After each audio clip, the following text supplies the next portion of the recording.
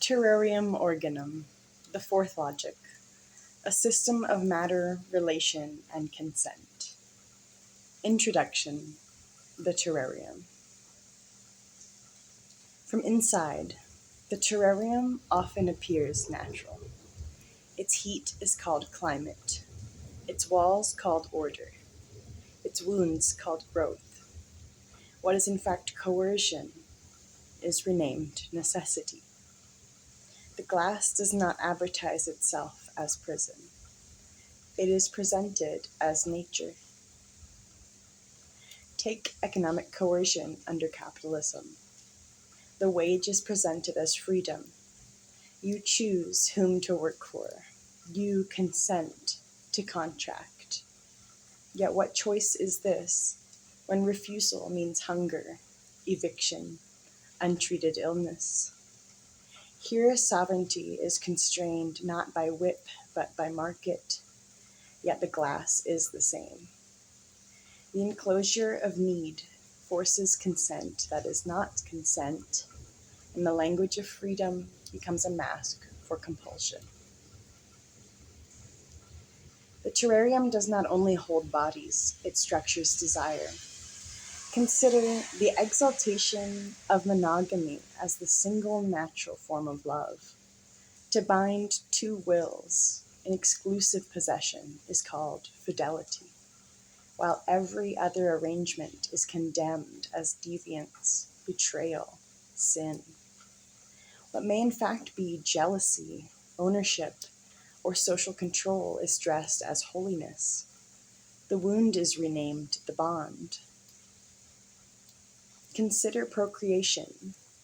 To bear children is figured as duty, destiny, joy unquestioned. Yet to thrust new beings into the terrarium without their consent is the most primal violation of all. It is called the gift of life, but what gift demands entry without asking? Here again, coercion is naturalized. What is structural violence is rebranded as miracle. The wound and its lesson. It is true that suffering may sometimes catalyze growth. Hardship can deepen perception, sharpen fidelity, or carve out new capacities for tenderness. The wound can become teacher. But the lesson does not legitimize the wounding. To say otherwise is to confuse consequence with justification. A scar may give wisdom. It does not sanctify the blade. A prisoner may find clarity in confinement. That does not make the jailer merciful. This distinction matters because cruelty is quick to hide behind its outcomes. Violence excuses itself by pointing to the strength of survivors. Parents defend their abuses by saying their children turned out well. Economies justify exploitation by pointing to the resilience it produced. In each case, the wound is held up as proof that the wounding was right. This is false. Growth is not caused by the wound, but by the will that resists it. The terrarium is full of wounds. Most fester, many kill. Only sometimes does a being transmute its suffering into wisdom or art. To universalize this exception is to glorify violation. The shift of perception. To see the terrarium as terrarium is already an act of refusal. It is to realize that slavery was never divine order, only theft, that child labor was never discipline, only exploitation, that wage labor is not freedom, but hunger bargaining in disguise, that monogamy is not holiness when it is ownership, and procreation is not gift when it is command. The terrarium is our image of the world, not a myth of origins, not a cosmogony, not a story of how the universe began, but a description of how it is. A contained enclosure, transparent, yet impenetrable. From inside, we see its beauty, shafts of light on the soil, condensation on the walls, plants curling upward, creatures moving in their miniature dramas, yet we also see its trap. There is no exit from the glass, no outside to turn to. This is not unlike the Gnostic cosmologies of old, which imagined the world as a prison built by the demiurge, a false god who trapped sparks of light in matter. But where the Gnostics pointed backward to creation or upward to release, the terrarium points only to the present. It does not ask who made this or where do we go after. It says simply, here we are. This is the shape of our enclosure. The terrarium is also the mind. Consciousness itself is contained. You cannot think your way outside of thinking, just as a lizard in a terrarium cannot escape the glass without ceasing to be a lizard.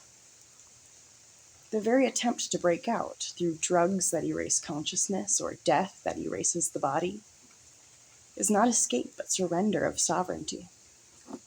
One leaves the terrarium not as oneself, but as absence. Thus the terrarium is the metaphor both for cosmos and for psyche. It is what we see and what we are. Its beauty is real, but its walls are also real. And the first law it teaches is this: there is no beyond, no pleroma, no nirvana, no heaven, not even the mercy of oblivion. Only this enclosure, with its rot and its radiance. To live within it faithfully, not to deny the walls, not to dream of flying beyond them, but to honor what is here, that is the beginning of wisdom. Within the terrarium, matter itself is not neutral. Schopenhauer was right. Its hidden essence is will, blind striving, endless hunger, the ceaseless push to persist and propagate. Rocks erode, plants climb, animals feed, humans build and breed and conquer.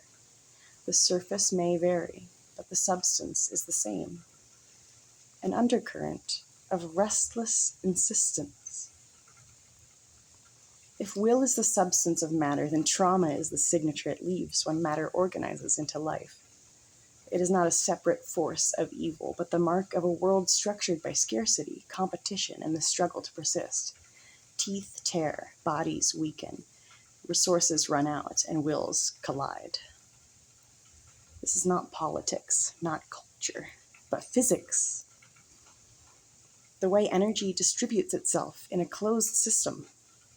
Trauma, then, is not an accident laid over the world, but the expression of will under the conditions of survival. Some impulses of will may appear neutral, even good, the broken clock striking the right hour, the blossom that opens in sunlight, but the rule beneath remains. To live is to contend, and where there is contention, there is wound. If this is so, one might object, what is the point of care or fidelity or ethics if all we are doing is rearranging furniture in a prison? Why mend the broken chair? Why soothe the wound if the walls remain unbroken? If there's no escape, then all efforts seem cosmetic at best, delusional at worst. But the critique misses the nature of the work. A terrarium is not only prison, it is also proximity. We are trapped together. And because cruelty and compassion share the same space, every small shift changes the currents of will.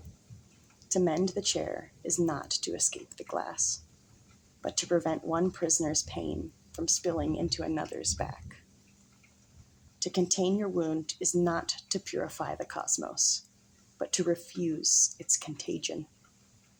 Rearranging the furniture does not free us, but it does keep us from becoming jailers of each other. This is not trivial. It is the only justice possible when the glass walls do not yield.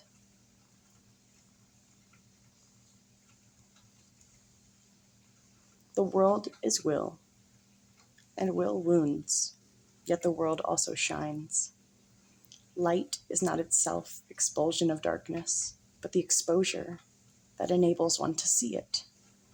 It shows us both the beauty and the rot, The glass terrarium glitters, even as it confines. Stay tuned for part 1, Light.